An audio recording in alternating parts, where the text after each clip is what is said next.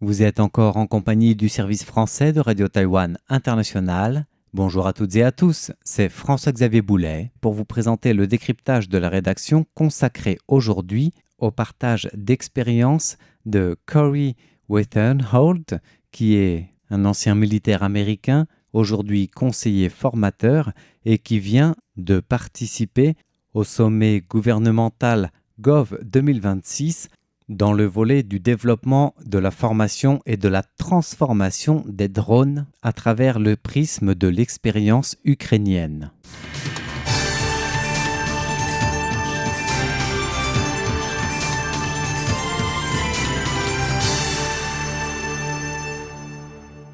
En matière d'industrie de drones civils et militaires, il y a un avant et un après 2022.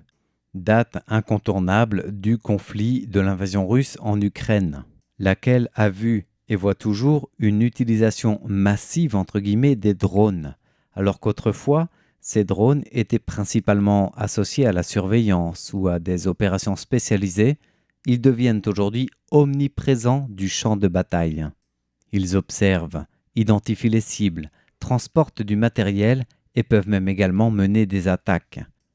Ancien militaire américain, Corey Weatherholt a combattu en Syrie. Il a rejoint la Légion internationale de l'Ukraine comme volontaire avant de devenir conseiller international en matière d'utilisation et d'exploitation des drones. Invité au sommet Gov 2026 de Taïwan, il a expliqué comment les drones transforment la guerre moderne et surtout quelles leçons Taïwan peut et doit tirer de cette expérience ukrainienne. Selon Corey Weatherholt, les drones sont devenus l'un des éléments les plus importants du champ de bataille d'aujourd'hui. Relativement peu coûteux, faciles à adapter, ils peuvent être utilisés par de petites unités. Surtout, ils permettent de repérer et de frapper des cibles sans que l'opérateur se trouve directement sur la ligne de front. Il a débuté son analyse en rappelant que les drones pouvaient remplir plusieurs missions, avec la première, bien évidemment, celle de l'attaque, avec des drones capables de larguer des charges et revenir à leur point de départ. D'autres appareils sont utilisés comme drones kamikazes et sont détruits donc au moment de l'impact, par exemple. Deuxième mission, la grande fonction de reconnaissance, avec des drones capables d'observer le terrain, d'identifier des positions ennemies, par exemple, de surveiller en permanence une zone également. Et enfin, des drones capables de transporter du matériel. Cet usage ne se limite d'ailleurs pas au domaine militaire, puisque ces drones peuvent également, par exemple, acheminer des fournitures médicales, de la nourriture ou d'autres équipements dans des zones difficiles d'accès.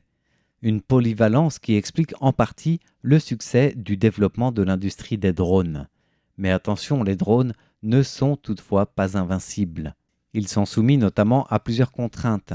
Naturelles d'abord, avec le vent qui peut perturber leur vol, le brouillard qui peut réduire aussi considérablement l'efficacité des caméras et des capteurs, les conditions de chaleur qui peuvent aussi affecter certains systèmes d'imagerie thermique.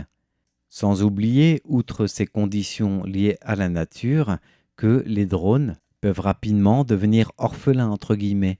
Imaginez des drones qui dépendent d'une communication stable avec leur opérateur et qui, pour une raison lambda, trouvent toute communication interrompue.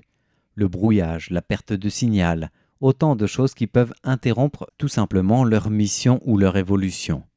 Et c'est un point sur lequel Corey Weatherholt insiste. Taïwan, dans son développement de l'industrie des drones, doit aussi toujours garder en ligne de mire ces faiblesses entre guillemets ou fragilités des drones pour en renforcer la capacité de mission, la résilience et l'efficacité sur le terrain. D'une manière générale, Corey Weatherholt insiste sur la question des civils et de leur protection aussi dans le développement des drones, à l'image de son expérience en Syrie, en Ukraine. Mais c'est aussi et surtout le parallèle possible ou non du reste avec Taïwan qui a retenu notre attention dans son partage, qui commence clairement par une grande différence de terrain. Taïwan est très différent de l'Ukraine ou de la Syrie par exemple. La réponse du conseiller américain est donc clairement non quant à la possibilité d'appliquer à Taïwan les enseignements de la guerre en Ukraine. car la géographie joue un rôle essentiel, la géopolitique aussi. L'Ukraine, on le sait, est caractérisée par de vastes plaines, des espaces ouverts où les drones peuvent disposer d'un champ de vision important, très différent donc de Taïwan, qui possède des nombreuses zones de montagne, une végétation dense. Une différence qui peut constituer un atout, un avantage clair pour Taïwan sur le terrain pour tout individu cherchant à éviter la détection par exemple. Le simple fait de se trouver sous une canopée ou de pénétrer dans une vallée peut rendre l'observation par un drone bien plus difficile.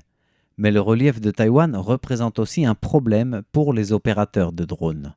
Les montagnes et les zones boisées peuvent bloquer ou affaiblir tous les signaux de communication. Ainsi, les opérateurs disposent d'un champ de vision bien plus limité. Cela signifie que, dans cette analyse, toute équipe utilisant des drones à Taïwan, par exemple, pourrait être plus vulnérable à des infiltrations ou progressions de terrain ennemi, toujours en parallèle, par exemple, du regard de l'approche ukrainienne. Un adversaire ou un ennemi à Taïwan pourrait par exemple suivre un drone retournant vers son point de départ et tenter ainsi de localiser son opérateur sans lui-même être détecté.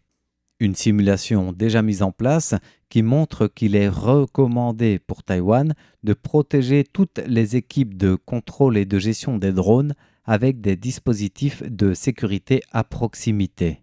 Quant au déploiement des unités de drones à Taïwan, qu'il s'agisse d'un environnement montagneux et boisé ou autre, l'analyste américain estime que Taïwan devrait recourir à l'utilisation de fréquences radio plutôt basses pour améliorer la transmission et la pénétration du signal, tout en multipliant les points relais, y compris en zone reculée ou montagneuse, pour maintenir justement la communication.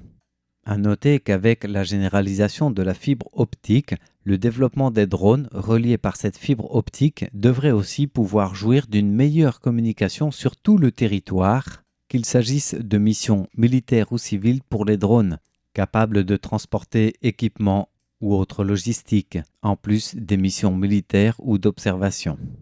Autant dire que l'industrie des drones reste au cœur de l'actualité technologique, du développement civil et militaire, à Taïwan comme à l'étranger, d'où l'importance de développer une indépendance de chaîne d'approvisionnement de cette industrie côté taïwanais et démocratie, d'où l'importance aussi de savoir adapter et non pas seulement multiplier les capacités d'équipement ou d'armement pour ne pas rester justement sur le quai de l'évolution technologique en permanence à des fins scientifiques, à des fins économiques ou à des fins militaires. Voilà donc pour un petit bilan analytique du parcours partagé par Corey Weatherholt, ancien militaire américain, spécialiste du pilotage, de la formation et du développement des drones. Merci de votre écoute. C'était François-Xavier Boulet pour Radio Taïwan International. Bonne suite de programme en notre compagnie.